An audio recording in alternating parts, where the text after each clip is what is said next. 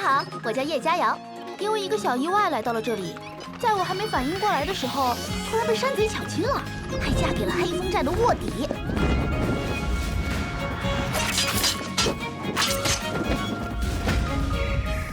不过看他长得帅的份上，这件事情就当我吃亏吧。刚适应了山寨的生活，日子就来了个180度大转弯，黑风寨被攻破了。只是逢场作戏，没有爱情，我还有伟大的美食事业，让夏蠢驴见鬼去吧！我要走遍中华大地，去金陵开大酒楼。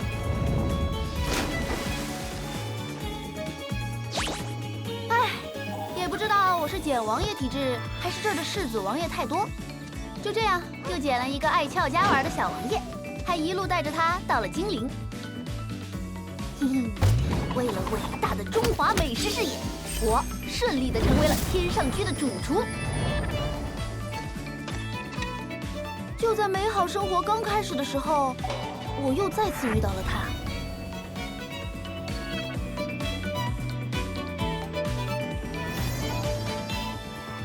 可没想到，后来他居然说：“季轩，我……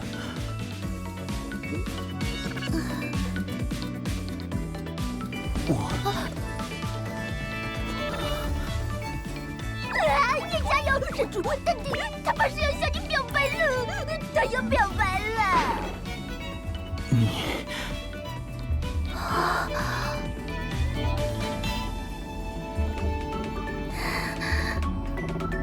你胖了。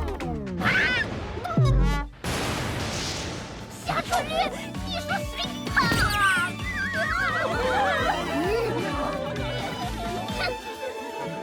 哎，我真的胖了吗？怎么可能？阳光照在屋檐，洒满房间。睁开双眼，早餐放在枕边。早前升起炊烟，星火点点，手边花万千，化作如你笑颜的香甜。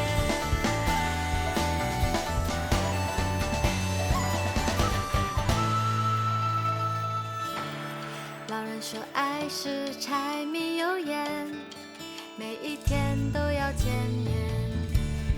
洒下雪花般漂亮，慢慢溶解。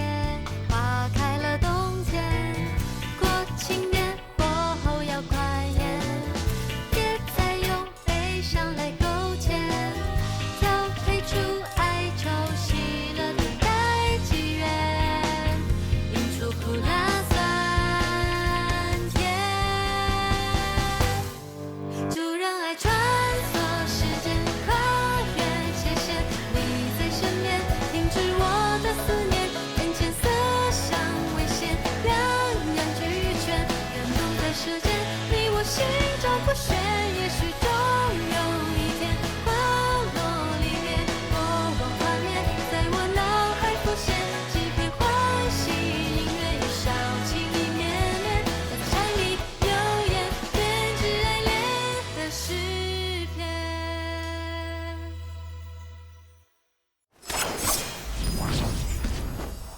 菜都做好了，还不点个追番？新的萌芽。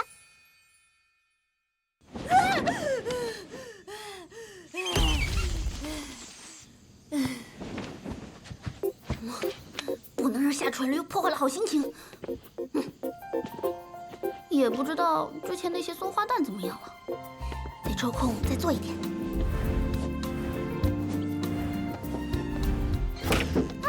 天气不错啊！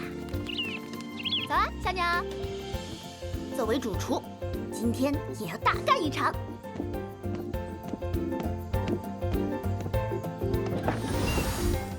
哈哈，大家早上好啊！早，姚哥。大家都去哪儿了？难道姚哥不知道？哎，知道什么呀？那就请姚哥到门口去看看吧，或许他们都在那里。那我去门口看看。哎，奇怪，怎么连客人都不见了？那家伙我见过，人倒是长得挺精神。他装修比天上君好那么多，还开在我们对面，这生意可咋做呀？你们在说什么呀？喏，姚哥，你看，醉仙楼。好巧，你也来这醉仙楼吃饭？啊，我说客人都去哪儿了？怪不得之前都一直倒着，原来在建这个大家伙。等我赚够了钱，一定要把天上居建得更气派。呸！醉仙楼的掌柜陆小天可是当今御膳房主厨陆一鸣的儿子，名声了不得呢。厨二代。哎，反正也没生意。蒋玉礼，你去把钟祥也叫来。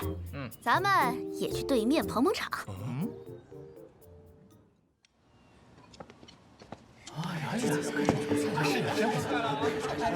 总算排到了。满员概不接客，望酌情调节排队时段。那还有这么多人排着，这醉仙楼到底厉害在哪儿啊？二位请坐，里面那桌。客官，请问您几位啊？我们一共6个人。好嘞，这边请啊。哎呀，这菜做的色香味够足，讲究。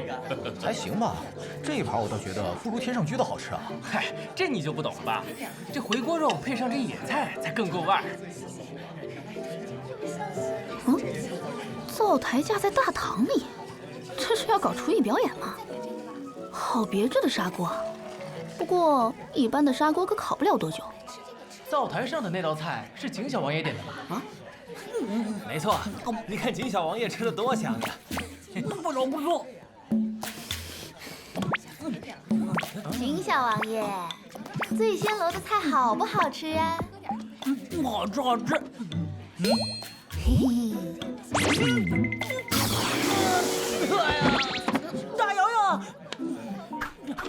我是来给你探路的。都来看看这是什么？菜里居然吃出了石头！你们醉仙楼就这样招待客人的吗？啊，不会吧？对不起，客官，请让我看一看。如果真是店里的疏忽，这一桌的菜由小店请了。你们请？你以为这么简单就能打发我们？叫你们掌柜的出来！开店就有人闹事，这个人怎么看着有点眼熟？他不是谁是？我亲眼看到的。大伙快来，孙夫人在这里，他也不是好人。你别跑！原来是这个家伙，这是吃了多少霸王餐才胖成这样？你们醉仙楼给客人吃石头，掌柜的还不敢露面。阿勇，来者便是客。这人谁啊？这就是醉仙楼的掌柜陆小天。哇，这么年轻啊！这位客官，请先息怒。小店菜品都是在下亲手烹制的。在下陆小天，是这醉仙楼的掌柜兼主厨。少爷，你就是这儿的掌柜。陆掌柜，你的店菜里吃出石头来了，差点把我和我弟弟的牙都硌掉了。怎么着，你也得赔我们20两银子。醉仙楼开张第1天，图的是和气。这顿饭我请了，恕在下不远送了。陆掌柜，20两有点少吧？对，20两就想打发我们，我们要，再加100两。再加100两，你们……陆掌柜要是不想给，那我们就不走了。小景，你说这石头会不会是有人放进去的？哦，对，保不齐有人来吃霸王餐呢。陆掌柜还找了2个托来对付我们这些食客。我看这2位兄弟虎口有碱，当是常年抓握马刀所致。听说朝廷前阵子刚刚把黑风寨的土匪给剿了。是啊，春雨哥刚从黑风寨剿匪回来，难道？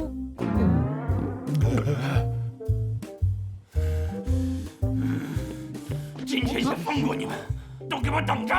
我们走。这个人怎么看着有点眼熟啊？希望下次2位能再次光临小店。差点暴露了。没想到开张第1天就给诸位看笑话了，多谢2位帮忙解围，小天在这谢过了。哦，景小王爷点的菜就要出锅了，我先失陪一下。嗯。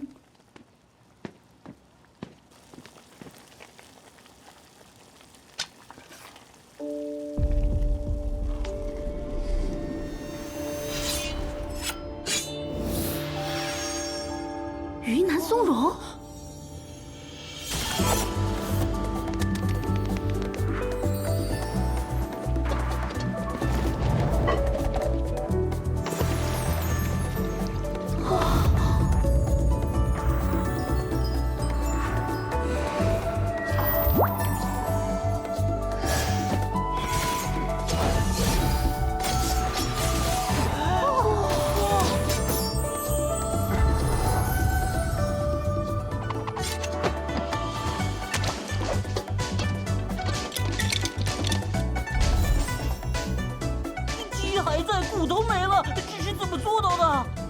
先用砂锅提纯出3黄鸡整鸡骨头的汤汁，最后再骨肉分离。这样一来，出锅后汤会灌入鸡身当中，形成灌汤鸡。真是伶俐的刀工啊！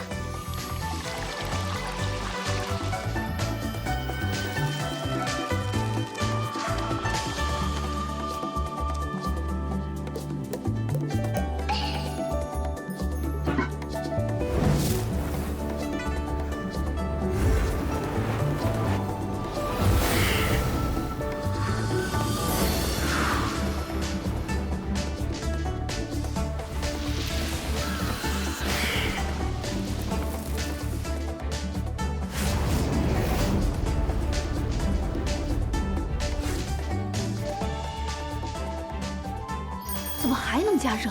不会裂吗？完成。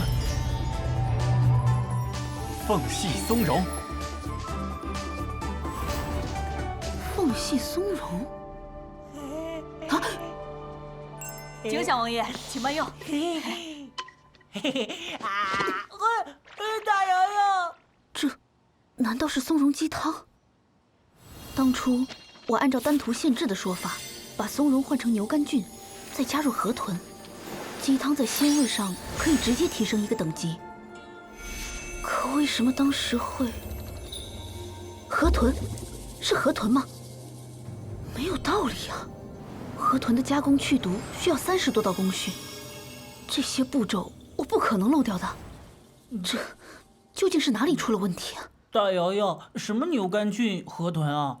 他居然看了一眼就想到了更提鲜的烹饪技巧，这位小哥不简单呐！最后把牛肝菌放入沸腾的水中炖煮。方才听到阁下对这道凤系松茸的见解，陆某甚是佩服。你都听到了？哼，用牛肝菌搭配河豚，确实能在鲜味上有一个质的飞跃。不过，却有一个致命的隐患。隐患？阁下，你只要尝一尝鸡肉，便能明白。答案就在里面。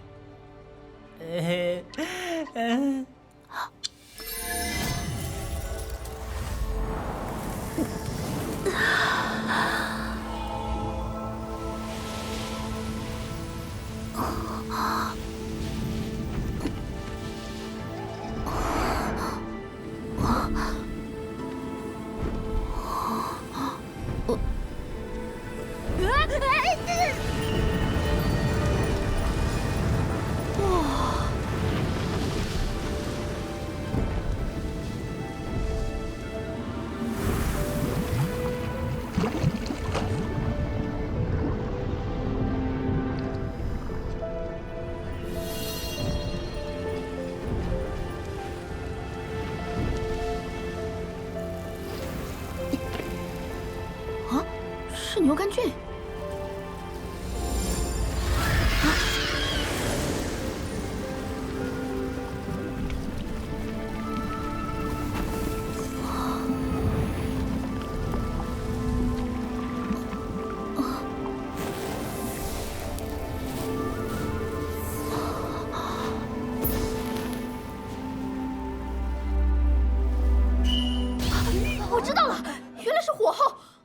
如果牛肝菌没有彻底熟透，便会保留其中的毒素。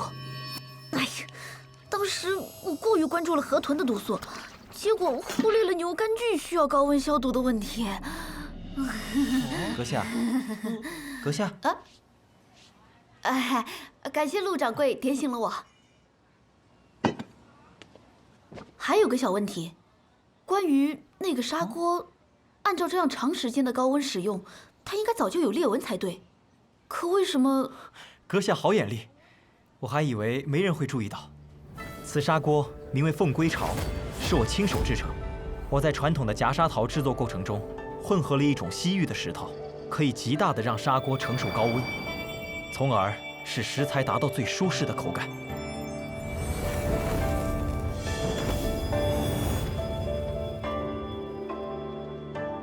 这陆小天太不简单了，那个西域的石头应该就是后来的李辉石，错不了。没想到未来才发现的砂锅加固法，陆小天已经提前发现了。你看，我光想着做菜了，真是失礼，还没请教阁下尊姓大名。在下李瑶。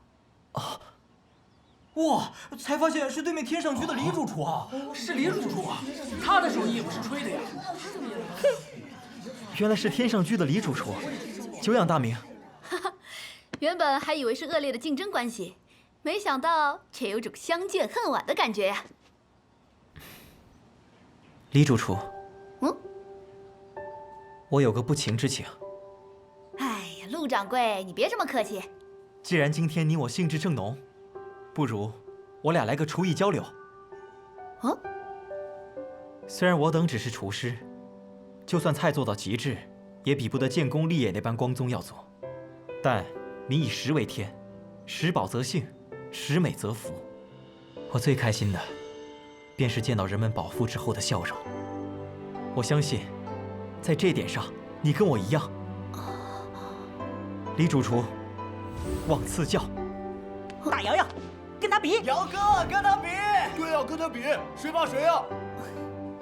自教不敢当，不过，陆掌柜，有一点你错了。任何事情，只要能给人们带来幸福和快乐，它就已经是一种荣耀了。我接受你的挑战。你厨艺我还没怕过呢。这就是惺惺相惜吧？说得好。哎，这不是金陵美食商会的会长吗？那个是陆一鸣，居然出宫来给儿子捧场了。李主厨果真名不虚传呐。没想到两位如此年轻就能有如此心境。爹，你们怎么下来了？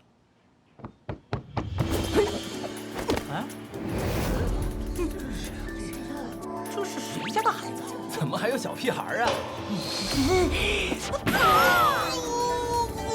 前辈，你没事吧？没事的是我的。前辈，没事儿没事儿，你们别大惊小怪的。是不老叟。不老叟？难道是那个？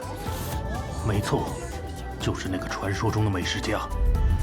传说他研制出了一种名为不老露的汤，可以永葆青春，真是百闻不如一见呐。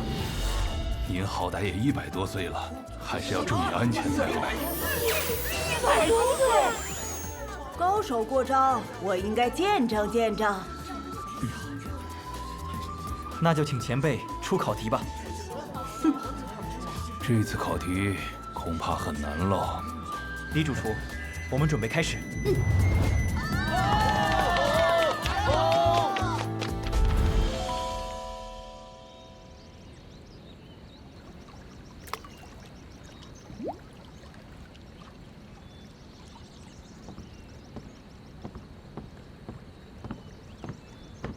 试办的怎么样了？